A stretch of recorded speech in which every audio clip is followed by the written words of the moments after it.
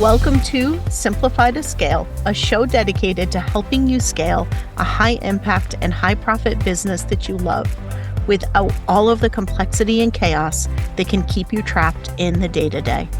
I'm your host, Krista Grasso, and with decades of scaling experience, I know what actually works and what's just hype.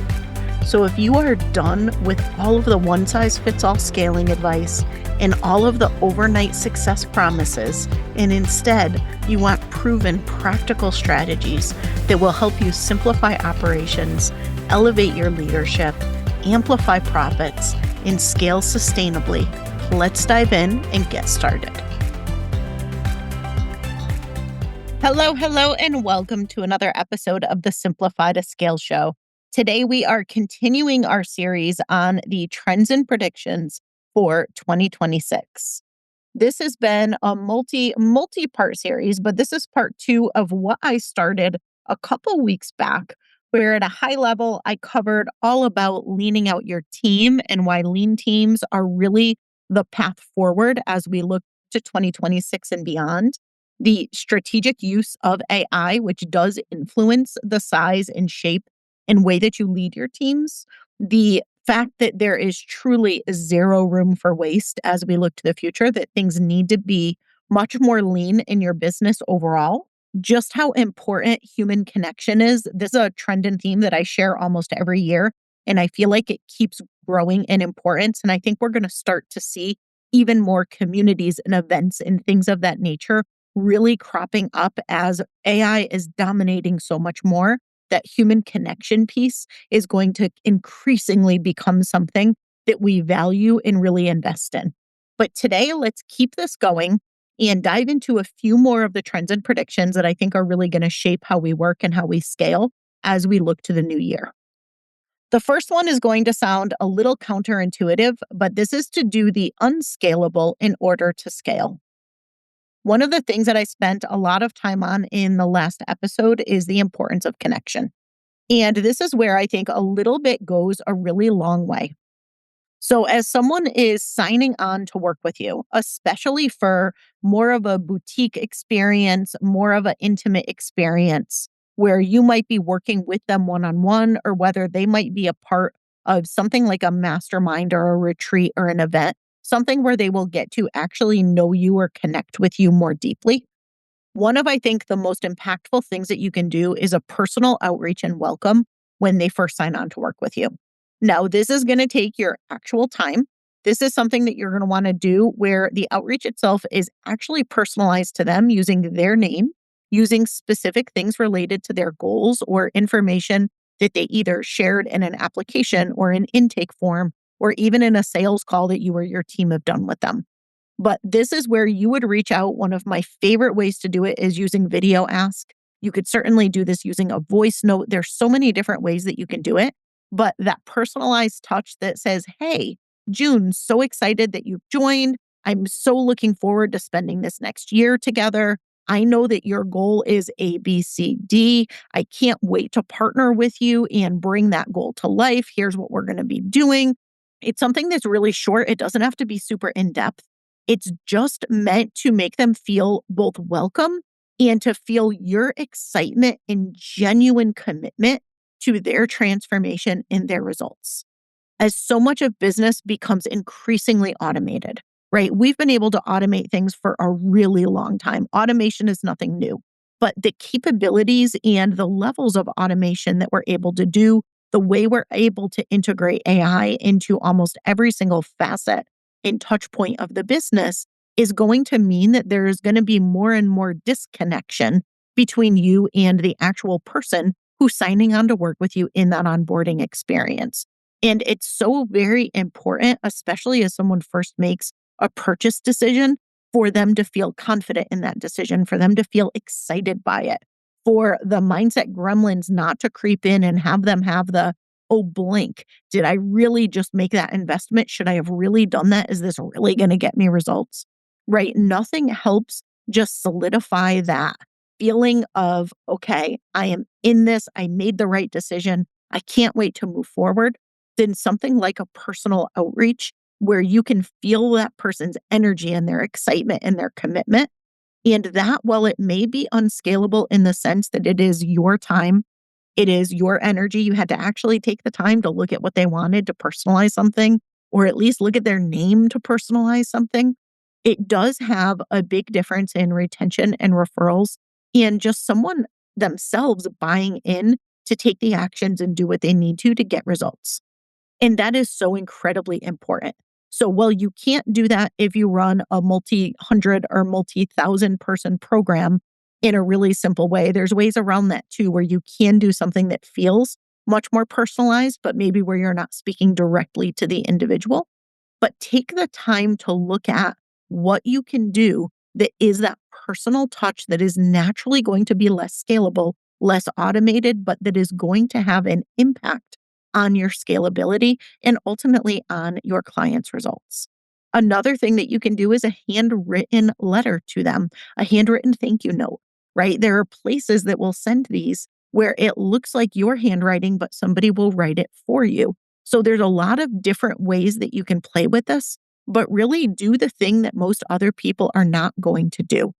And this goes even beyond doing the unscalable. So this is kind of part B to that. Doing the unscalable is part A, and that is taking the time to make a personal connection, a personal welcome, doing something that is you, your voice, your face that is talking to and welcoming someone into your work.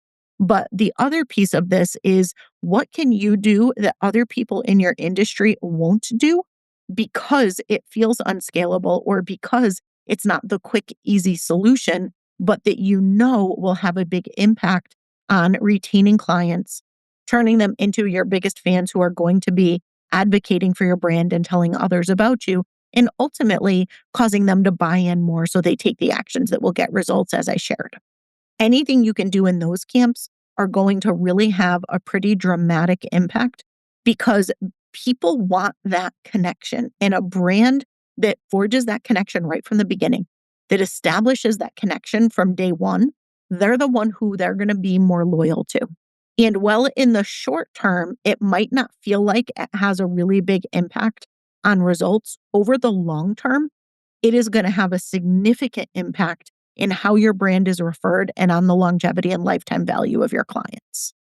So this is one that you may already do in your business. I hope you do. But if you don't, it's a good opportunity to start to infuse more of it.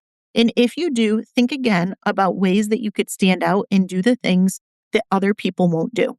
I remember one time I joined a mastermind program, and I won't say I regret it because I met some really great people who became business friends. And one thing that I think this person did well was bring together good people. So I very much appreciate that about them. But the entire rest of the experience felt so incredibly transactional that I really questioned why I was there.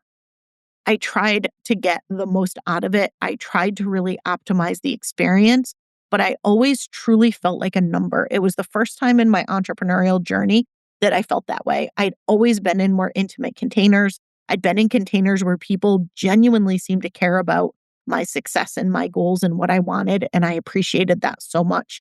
And in this one, I truly felt like just a number, like the person had no idea why I was there, what I did not care one bit about me, was just trying to fill her program and hit revenue targets. And that was not just how she treated me, but everybody in the program. It felt incredibly transactional. And while I'd always focused on client experience, being on the receiving end of something that felt so transactional and disconnected really made me double down on ensuring that I was providing a really luxe client experience and that my clients could feel how committed I was to their results and ultimately their transformation. And I do think that one of the trends and predictions of the future is transformation over transaction. If you're here, if you're a regular listener to the show, I'm going to guess this is something that you deeply care about because it is something that is really important to me. So if you resonate with my work, it probably aligns. But as you're advising your clients, as you're looking out, look at where things do feel transactional, where things are more of a volume game than a value game, where so much work goes into making the sale. And then as soon as the sale is made, that person is kind of forgotten and just left on their own to get whatever results they get. And the focus goes back on selling to the next person.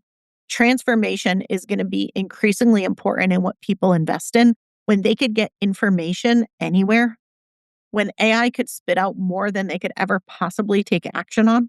It's the containers where they're guided through transformation that are going to be much more valuable. So, whether again, you already feel like you have that, it might be some messaging or positioning that you want to be shifting to really highlight and focus in on that.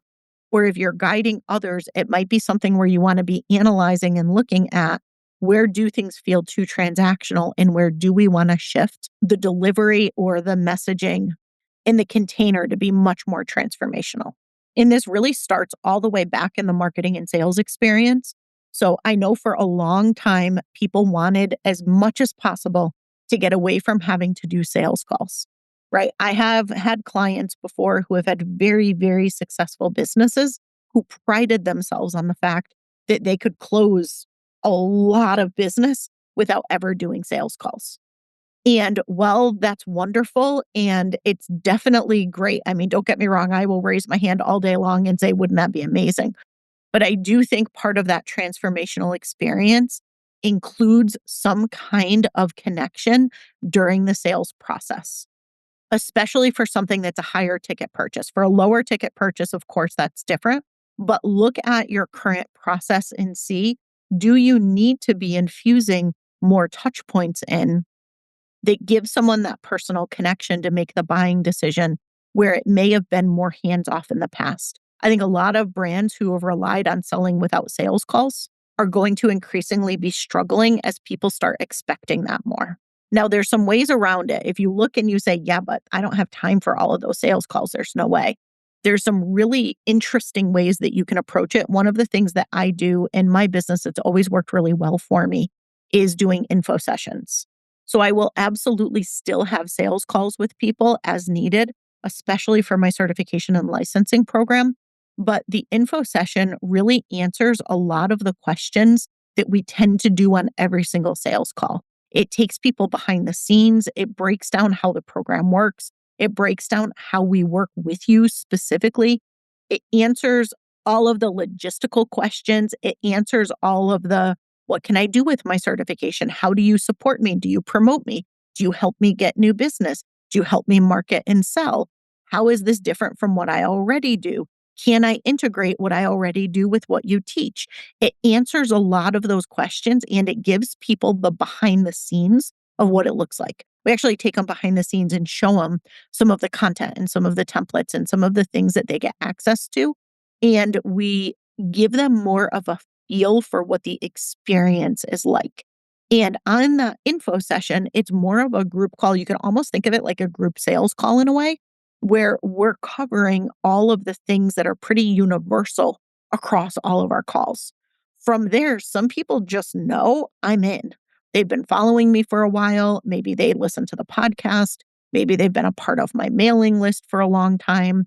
Maybe they've met me at an event or heard me speak at an event. And so they didn't necessarily need a one-on-one conversation to make the decision, but they did need some more details and to have that confidence that they're making a good buying decision. So I found that those info sessions work really well and they do cut down on sales calls while also giving people that personal touch and exactly what they need in order to make a confident buying decision. So think about how you can do that in your business if today you do as many sales calls and are looking at how can I practically start to add these back in with the current capacity that my team and I have. So start experimenting, but you will need to do some more of those high touch points for your higher ticket offers. Speaking of higher ticket offers, I'm not going to go deep into this in this episode because I went really deep into it in a recent episode. But I do think when you look at your offer suite and the way that you sell your services as you go into next year, one of the things that's going to be really critical is dialing in your gateway offer. So what is that smaller offer that is still for the exact same target market, but it's for the people who are not yet ready to make a bigger buying investment? Maybe they need to build trust first. Maybe they need to experience some of the results that you promise so that they not only have trust in you, but they also have trust in themselves that they will do it, that they will get results, that they will actually see that transformation that they're looking for. And so as you look to your offer suite, if in the past you were able to take someone directly into a sales call and close them in your higher ticket containers or services. Really, what is going to be needed much more so. Already we saw it this year, but it's going to just, I think, become the kind of core standard and expectation in the future as having more of that gateway offer to start with. So if you did not listen to the prior episode where I dove into the 4 different types of offers in your business, make sure you go back and listen. We'll link it down below in the show notes for you. But that is going to be a very big trend going into next year. And I think that one's going to stick with us for probably at least a couple years. And something that's another trend in prediction that's a close cousin to this topic is the days of really overcomplicated funnels, I think finally are minimizing as well. They're on their way out. We've seen these be less effective over time, but the whole tripwire in the this and the complicated 97-step funnel and all of those things just do not work in the same way. People are so burnt out on all of those tactics. Anything that feels shady, anything that feels inauthentic, anything that feels like a bait and switch, people are over it. And different markets move at different paces depending on who you're working with, depends on how savvy and over it your market actually is. But if that is something that you've been relying on for a long time, I'd really look at how can you simplify things down. I think that really simple funnels and flows are going to be the future, but the key is that you're going to want more personalization and segmentation. That is a very big trend in prediction that I see. Again, already important today, but it's going to be increasingly more important. And that is how can you create a much more personalized experience for someone? How can you take the time up front to learn someone's preferences? How can you leverage AI in a strategic way so that it is pulling from the bank of what you have and delivering someone exactly what they need when they need it? Investing the time in figuring that stuff out, that is going to be a huge differentiator. And that to me is a lot of the future of marketing, that ability to create a very personalized, almost choose your own adventure journey for someone so they don't have to sift through a lot of fluff or noise or stuff that's not relevant for them. They're getting exactly what they need and they're able to very clearly see how you can support them and what it is that they're looking for. One of the other big trends I see, and this is something, if you've listened to the show more than once, you've heard me talk about this a lot. This is something, if you listen to last week's episode with B, he mentioned as well. And that is very much the need for strategy, the need for strategic thinking. B shares that the future of marketing is strategic, and it's because really the future of small business is strategic. When AI can do all of the routine, repetitive, execution-based tasks, the need for someone who understands the right strategy for the business, the person who has the discernment and the lived experience and the understanding and the knowing of what is needed for a particular business based on their goals, based on their context, based on their market, that is what is going to be a huge differentiator. The ability to do the thing, the ability to see how all of the individual pieces fit together into a complete puzzle, the ability to see the ecosystem itself and orchestrate that. That is one of the skills that is critical. It's what I focus on in my certifications. It's what we focus on inside my Soul Collective community. It is the center of every single thing that I teach and do and work with and mentor people on. And it is because that strategic lens, the strategic thinking skills, the ecosystems thinking and viewpoints, that is what is going to drive business forward. And it is becoming increasingly important. Anyone who is in an execution-based role is going to be increasingly at risk of either having their work no longer be something that founders are willing to invest in, or they are going to continuously have their pricing be questioned, and it's going to be a race to the bottom with pricing because of AI capabilities. Like it or love it, it is the truth, it is the reality. And so skills need to evolve to be much more strategic and much more differentiated. And so again, that is something that we go really deep into in our certification programs and inside Soul Collective. If you'd like a community or a place to really not only develop those skills, but have the strategies in your back pocket to be able to leverage to scale the businesses that you work with, Check out our programs. Everything's in the show notes. All right. The next trend in prediction is one that's not super sexy. However, it is absolutely necessary, especially as we go into the market of 2026, where unfortunately, there's going to continue to be a lot of uncertainty. There's going to continue to be a lot of unpredictability. And as I shared, next year is very much a year of experimentation and trying to regain some ground as to exactly what's working well in a market that keeps changing what it needs and keeps changing how it makes buying decisions. So even if what you have dialed in is really effective today, which is great, you're going to need to keep refining as you go into next year. And so the next trend in prediction that supports that is building up really solid reserves in your business. And there's two different types of reserves that you need to be building up. The first is cash reserves. The second is energetic reserves. And so think about so many people have gone out of business this year. I know so many people have gone and gotten jobs. When markets are very unpredictable, when the thing that you kind of hung your hat on that's worked really well for a really long time stops working, it can be super disorienting for people. When what you've been trained to do, what you've learned how to do, the way that you've learned how to build and grow or maybe scale your business stops working, most people don't have the depth of skill to be able to adapt because they learned what they learned or they did what they did. They got the results that they got from it. And all of a sudden, when those results stop, there tends to be two things that can derail a business. One, they run out of the money to keep going. They don't have enough reserves to keep the business going when it's not bringing in the level of revenue that it used to, right? When your expenses are at a certain level and your revenue can't keep up, what ends up happening is first, you typically stop paying yourself. You start pulling out of savings. You start maybe borrowing and taking out loans or using credit cards and building up debts. Then eventually you might have to scale back on your team. You might have to cut back on expenses. This is routine and this happens a lot. And in the beginning, you think, all right, a little uncomfortable, but no big deal. It's going to turn around. It's always turned around. But then when things don't work the way that you thought, or the results are smaller than you thought, all of a sudden it starts to get really scary and you run out of runway. You run out of room to keep things going. And so sometimes people say, forget it. This is too complicated. I can't keep building up debt.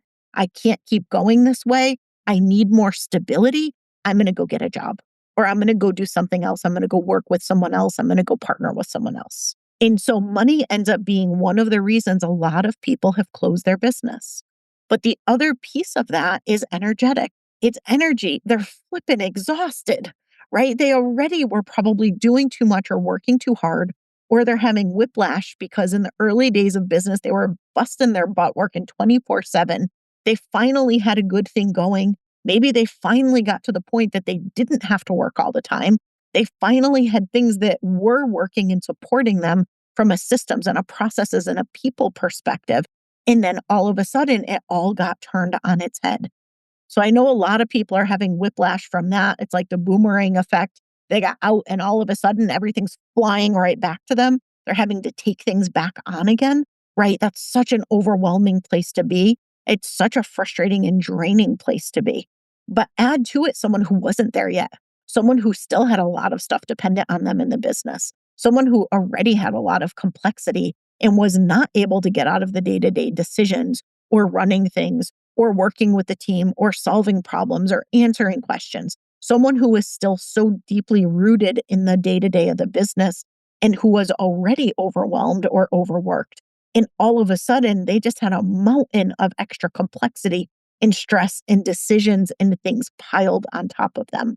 It can cause someone to break. Even that same person who could have held the entire world on their shoulders in the past just simply can't carry anymore. They hit burnout and they hit it fast and hard because they were already carrying too much. And then all of a sudden, they just had an entire huge extra weight tossed on top of it. And so, really, when you think about next year, when you think about being able to get back to a stable, more predictable state in your business. And now we run small businesses. The reality is things are never perfectly stable and things are never perfectly predictable.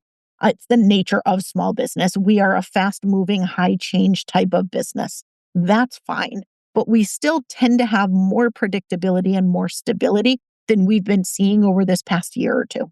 And as I shared, unfortunately, 2026 is going to be a little bit more of the same.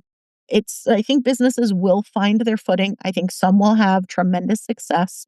Some will still take a little while to figure things out, but there's no one who is going to be able to escape the cycle of experimentation and really continuously adapting and figuring out what's working and what's getting the best results.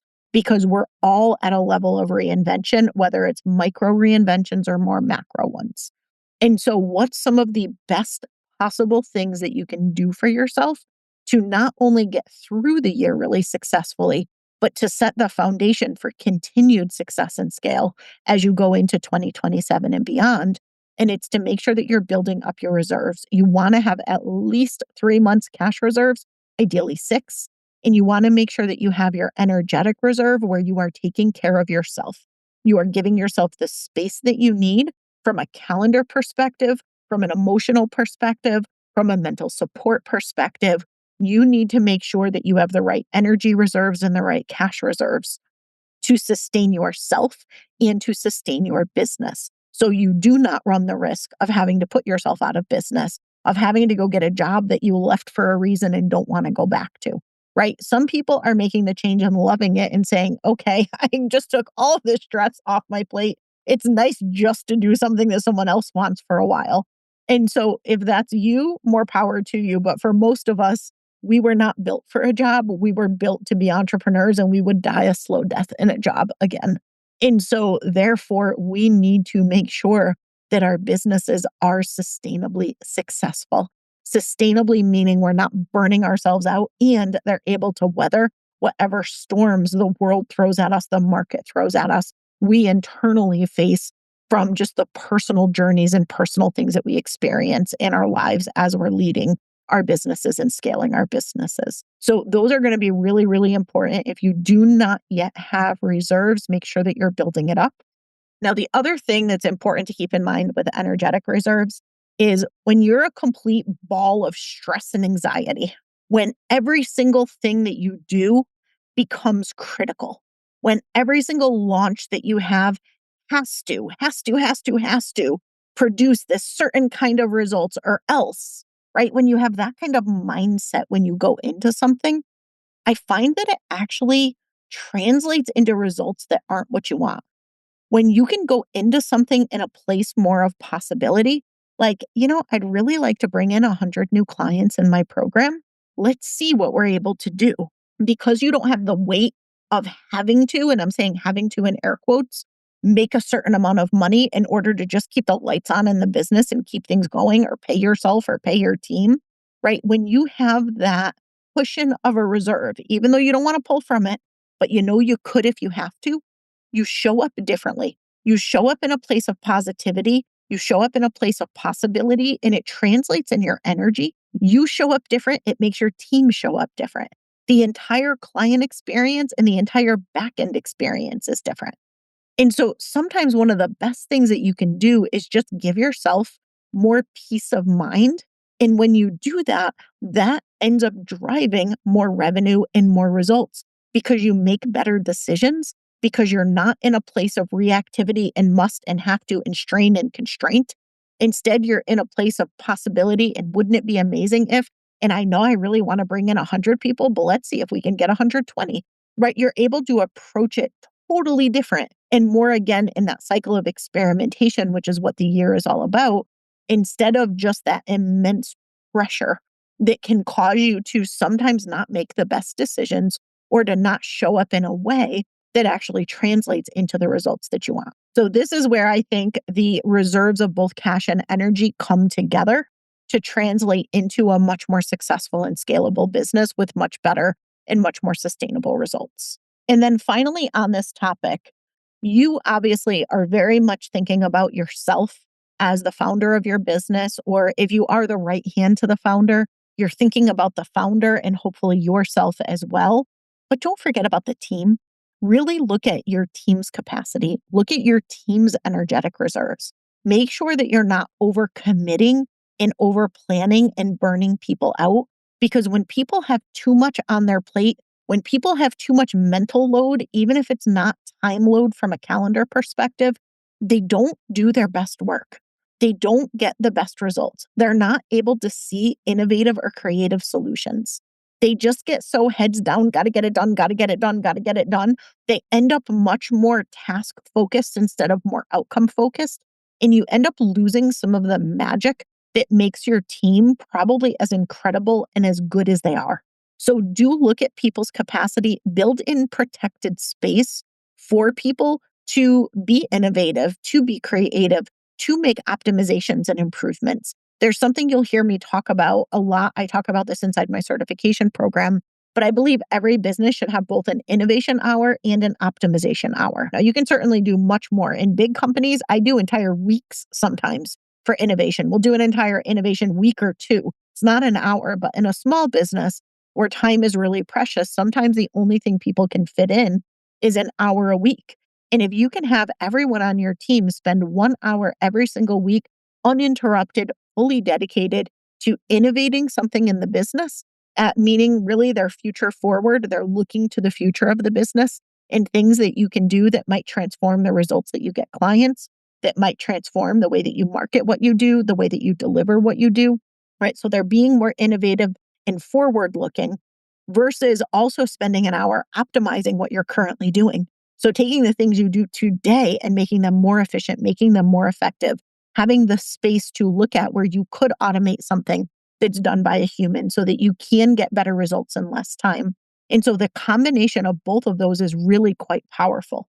And the only way that works is when someone has capacity, and you can't have capacity if you don't have energetic reserve.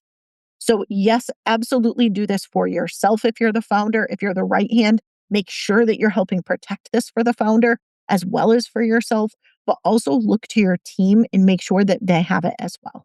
All right, the last trend and prediction I'm going to share in this episode, because I could keep on going. There is so much that is important for next year. And if you feel like you want to be in the know on this all the time, just join us in Soul Collective. It's $97 a month right now. You get me, you get my team, you get all of our insights all year long, supporting you and guiding through a lot of these changes. To me, it is one of the most accessible and no-brainer things that you can do to set yourself up for success and scale. And of course, if you want to take it deeper, join us in our certification programs where we teach you how to think strategically and how to strategically scale a business, especially as we look to a lot of the shifts and plateau points that businesses are going to be hitting as they're working through this whole new world of small business, both in 2026 and beyond. And you'll find all those links in the show notes. But the final one that I want to share with you that I highly recommend you look at and integrate into a lot of your strategy for next year is who you know over what you know. And what I mean by this is a lot of in the past, your credibility, people's trust in you, people's decision to invest in whatever you're doing was about what you did, what you helped them do, what they needed to learn, what they needed to implement. It was a lot of what focused. And while that's true to an extent, very much going forward, things are going to be more relational. And so I think we really need to be looking at who we can build relationships with, who we can partner with, who we can collaborate with, who we want to bring into our team to support us, who we want to learn from because of who they are and their lived experience, not just what they know. Now, if you have not read the book Rich Relationships by Selena Sue, I highly recommend that you check that out. It's a really, really, really great book. I love some of the strategies that she shares, especially around being a rich giver, which I was honored to actually win a Rich Giver Award from her for a lot of just what I do to support other businesses, because I truly, genuinely want to see every single business owner have the success that they dream of and to never be in a place where they feel like they have to put themselves out of business. I want to see them grow and I want to see them scale and I want to see them be able to live the rich, fulfilled life that they envision for themselves and create that opportunity for their teams to be able to do the same.